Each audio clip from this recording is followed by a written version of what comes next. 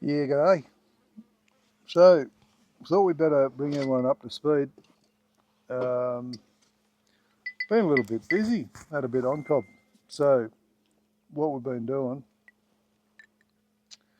since what did we get back in March, did we, from slipping over to Albany? April. Yeah, like I said, April. Actually, it was April 25th because it's Anzac Day. So, we got back into Sandy, and the first thing we did was put up a shed. So I engaged me three brothers to give us a hand with that. So it was really good. Big effort from them. And then pretty much then we needed to get ourselves sorted out to get back on the road full time, or get on the road full time. So we did a massive amount. So again, one of my brothers, Steve, give us a hand to do a heap of work on the house at Sandy, because we had to get it ready to rent it out. Charlie. So there's a fair bit of work in that. A lot of little odd jobs that, whilst the house was largely finished, there's still a heap of little jobs which take time. Anyway, we worked our way through that. Then we had to fix the van up and just go back over a few things on it. And then I needed to do a bit of work on the F-truck before we put it on the road full time. So obviously focused on reliability. Look, major service, did a number of minor repairs, and then did some upgrades to it as well, which I'd been wanting to do for quite a period of time. So yeah, I can get into that in a video later on if you'd like. I can hook in with some comments if you want to know what I actually did with the F-truck. I can go over that in some detail if you like on a separate video. Anyway, we finally got ready to go on around, the 10th? Yep. Yeah, left Sandy on the 10th. Like in amongst that, the major. It was a huge effort. It's not just we're going to pack up our lives and we're going to hit the road.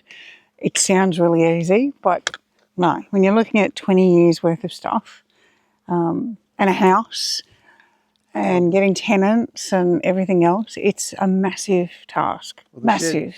Shed we put up is 7 metres by 14 metres. And best part, it was full of gear for a garage sale, and that was just stuff we'd had in storage in the house, or we needed to get rid of. I mean, we're talking all the way down to excess plates and pots and pans and glasses that you might find, but all the haberdashery and sheets and blankets and Everything. Everything. Everything.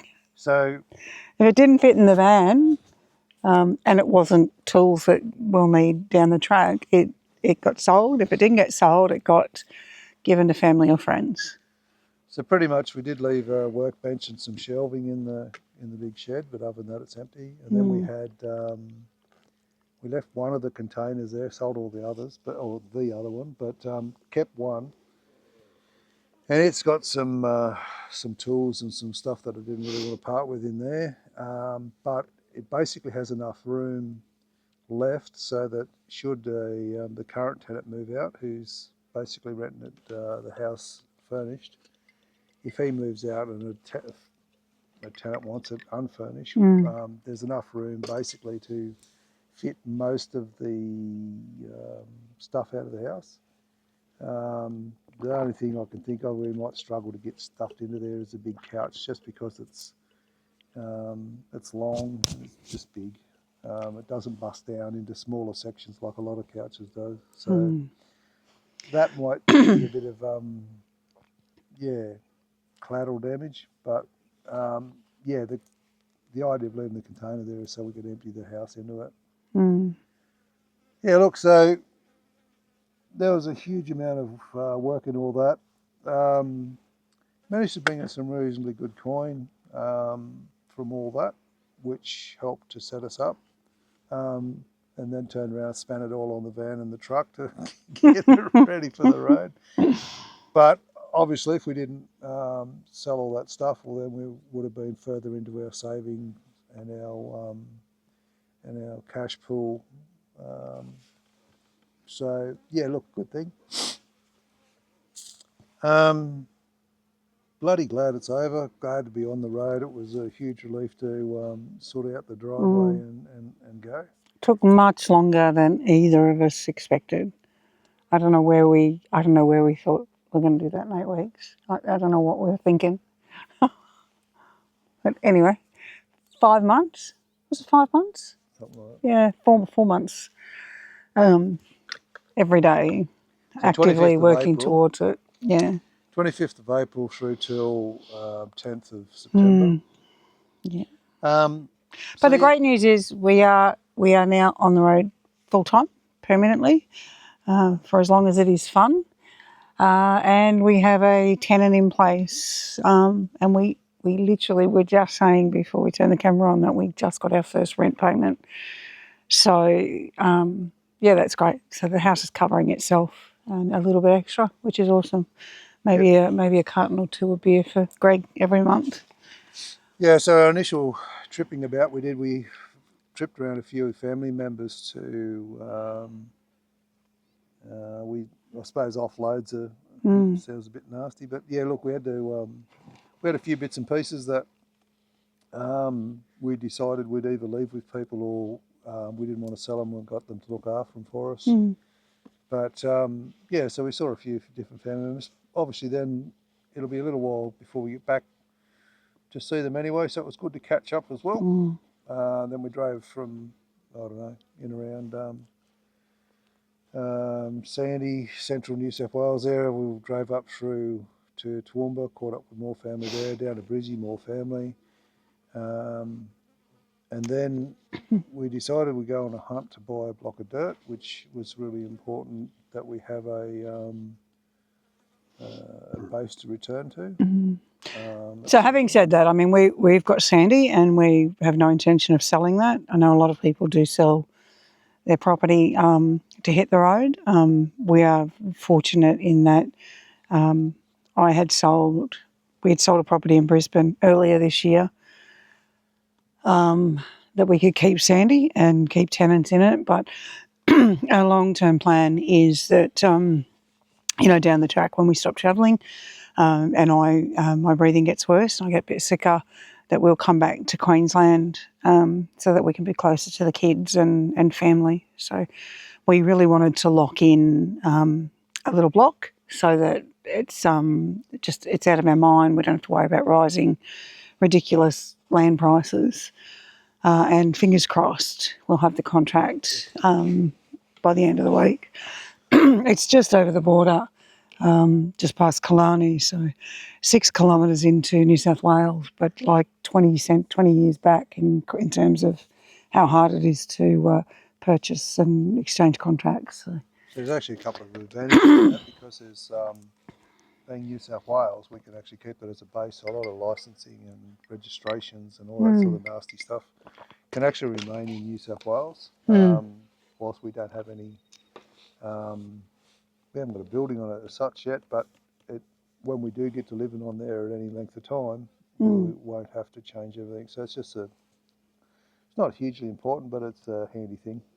But yeah, look, we drove all the way up to we drove up to Mount Perry to start with to have a look at a block there.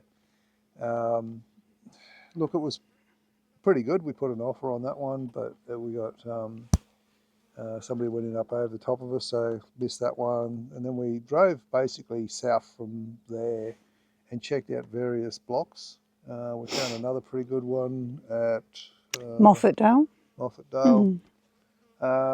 Again.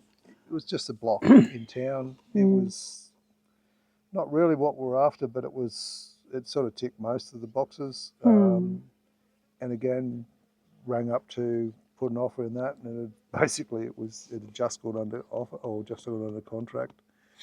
So anyhow, look, we'll market about a bit, heading down south. We'll looked at a few swamps and a few starting to lose hope that we'd find a block of land for the budget that we had.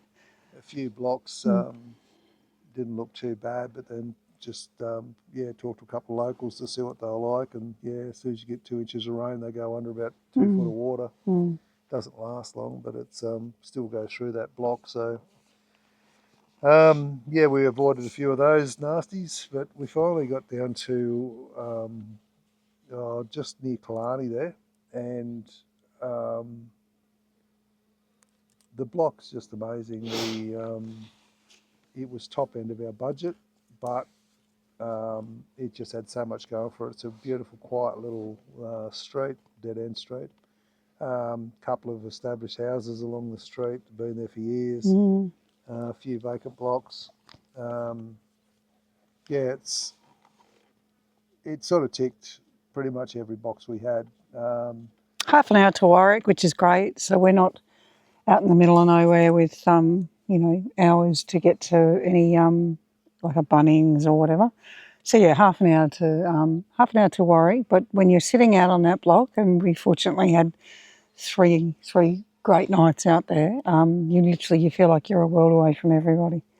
So it's beautiful, and it'll be lovely, even when we're travelling to use that as our base when we're back and forward to see the kids and brothers and things like that. So. So we can park there and leave the van or whatever and trip around. Anyway, so look, we basically have only really hit the road a week ago today. Yeah, properly. We decided we'd just basically head west across, went Warwick up to Toowoomba, mucked around for some final bits and pieces we needed to get sorted out up there. Then we went west, so we're currently there now. We're heading across to Cameron Corner. So we're about 50 k's out of Thargomindah. We stayed at St George for 2 nights, and then left this morning. Stayed at the coolest caravan park. Do you remember the name of it? Actually, I think I took a photo. Just gorgeous. The owners, but the owners were, really fantastic. Where was it, babe? River Gum Tourist Park, Victoria Street, St George. Absolutely great park. Nice sights, grass. Probably the bar none service I've ever got from a caravan park. I mean, we haven't really been on the road that much yet as such compared to what we'll be doing, but have been around enough caravan parks. This bloke was outstanding, as casual as, not only booked in, but basically walked or had a bit of a yak, then walked us down to where the site was ready to assist should we need any help backing in. Of course, my outstanding skill, I did that without any assistance. But I asked him where he wanted it, he showed me, and we were able to drop the van where he was happy with it.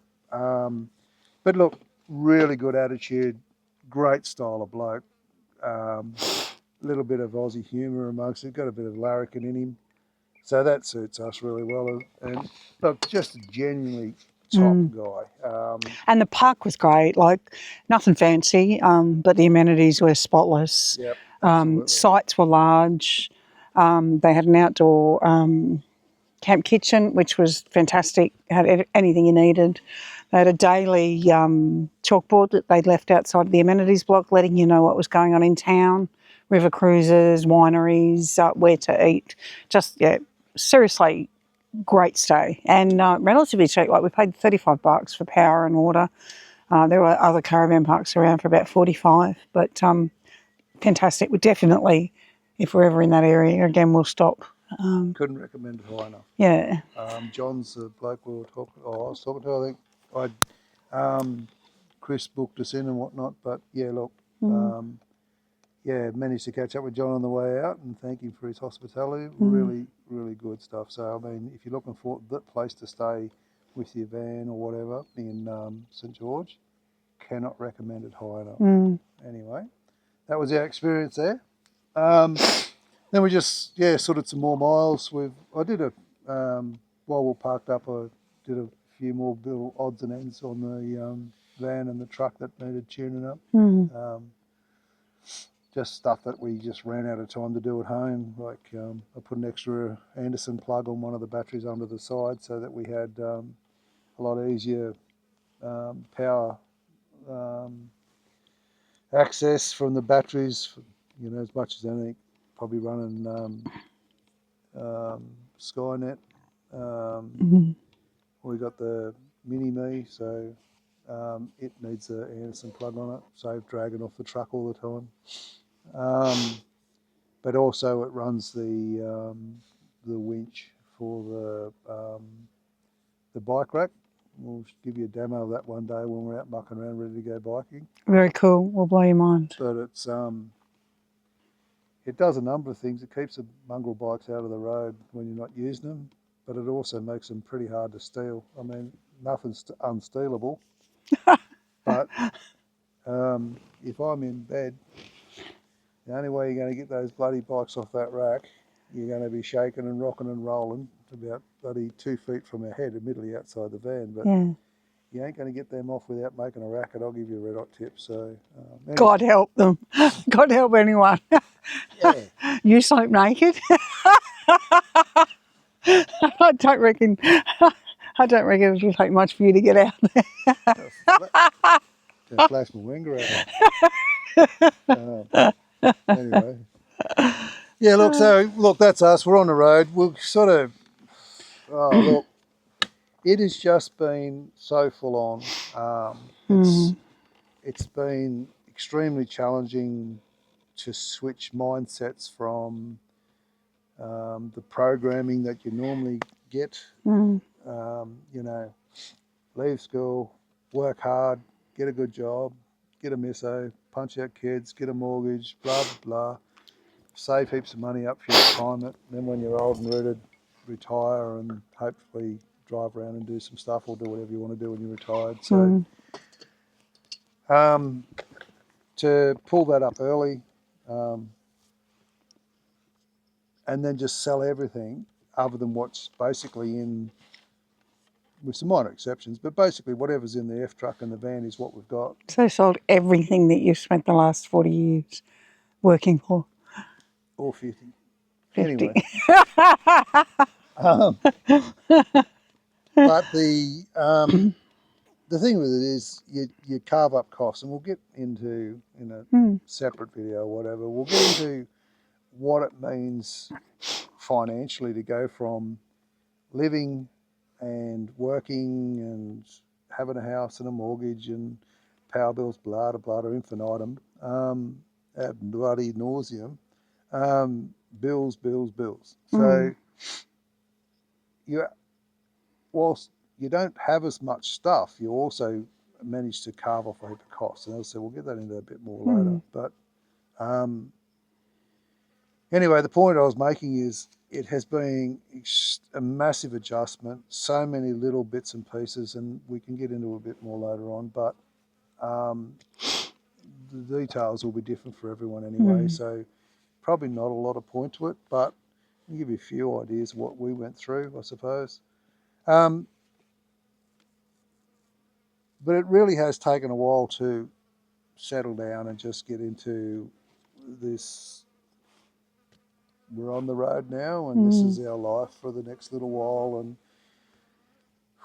take a big chill pill, deep breath, and just sit back and relax. And I think if we're honest, we're still, I mean, we're still adjusting now to, you know, living in a setting and being together, and only us together 24/7. And there's no escape. We sit in a car together. We sit in a van together. We sit outside the van together. I couldn't think of anything better, darling. It's the sort of thing that I've wanted since I've known you. It's just you and me and no one else, 24/7 in a small confined space. It's just a dream come true. There's nothing I would change. Every husband is nodding his head. Yeah, mate, rightio, mate. Anyway, it is an adjustment. It is an adjustment. You can't, you know, can't buy enough beer to get that. What? You can't, have a tanty and then get up and slam the door and then get in the car and go to the shops or, diffuse. You've got this,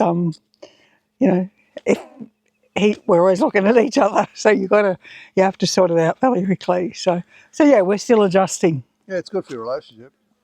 It's either going to be on or it's off. Anyway, so moving forward, we hope to drop into a bit more. We'll start getting a little bit more, I suppose, structured around what we're doing and stuff like that. But we just want to give everyone a bit of a catch up. It has been entertaining. Entertaining? Is that what you're calling? Has been entertaining. But yeah, look, now we can start relaxing into it. And look, take us on a bit of a journey. At the end of the day, it's a great country we live in. We're really looking forward to enjoying it. And I mean, today, we're literally driving along Outback Queensland Road and saw a little bent up, bullet riddled sign that said bush camping. Did a hard left hook off the highway, drove around, found this spot here. And have you done a bit of a look around here yet? No. Look, if we're the wonders of modern technology and a bit of editing. Well, you put the drone up earlier, so we'll You're interrupting. So we'll throw some of that on as well. Modern technology. I was going there. If we can edit in some footage from the drone, we'll show you that. Yeah. Failing that, we'll just stick some footage up with the drone, mucking around. But it's in the middle of a fairly isolated area, but it's just bloody gorgeous. And we got all our friendly flies with us. It's really good. Yeah, I didn't miss them at all. They'll bugger off in a minute because it's getting on dark. But then we'll probably get mozzies. But there's a few deterrents for those critters, so we'll set ourselves up in a minute and cook up a feed and kick back and chill. We'll go over more of the bits and pieces and setup stuff. I know all the good caravanners that like to get their YouTube business going on like we are. They'll tell you all about their stuff, so we'll have to do the same and tell you all about our stuff because ours is heaps cooler. So yeah, we're going to put together a sort of a template that we'll sort of talk about each and every week, and we'll do our very best to upload a new video each week, and we'll have a lot of fun. Take us on a journey. And then the other thing too is, I mean, if you do the whole like and subscribe thing, which helps us in what we're doing, but the big one for us is comments. If you want us to go and look at something or show you, ask the bloody Leyland brothers, mate. Like, ask the Leyland brothers. No, seriously. If you're following us along and we're in a given area and you would like to see something in around that area, or you have something specific to ask, happily jam the comments in. We'll go and check them out if we got time and the information. Time is all we have. Yeah, well, depends on. If you're too slow and we're already 150 k's out the road, well, we might not. But I mean, if it's if you get on it, happy to go and check stuff out for you guys. And we'll try and keep it real. We're pretty casual. Not much pretense in us too, so. Like it or not. yeah. If you're going to follow us along, and I mean, it must appeal to you one way or other, but at the end of the day, we're not here to be anything that we aren't. We just figured that a lot of people would enjoy this. And one thing I want to do really is empower people to do a similar thing. 100%. At the end of the day, we can crap on about all the wonderful business that we get up to and all the rest of it, but one of the real, I suppose, goals for us is to empower people to get hold of their equipment, whatever you need, and then go do it. Now, it doesn't have to be full time. It can be, whenever you can. Extended. It can be your long service leave or whatever. But yeah, look, we'll hope to share and at least give people some confidence that you don't have to be dripping with cash. You don't have to be have the latest and greatest of everything. It's more about knowing your gear, knowing its limitations and all that sort of stuff. So again, we'll get into more of that later on, but really be encouraged. It it has its challenges, yep, but they're not insurmountable. So it'd be great to yeah, take us on a journey with us. And if you get into it and you want to join, well, yeah, give us a yell and we might catch you on the road somewhere. But anyway, we'll see you around the traps.